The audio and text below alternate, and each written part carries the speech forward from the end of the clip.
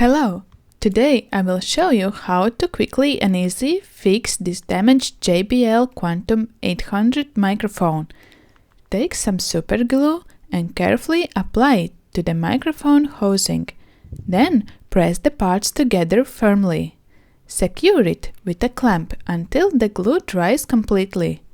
This repair will save you from dealing with damaged wires, which could cause the microphone to stop working. Next, cut a piece of heat shrink tubing and stretch it slightly so it fits over the microphone.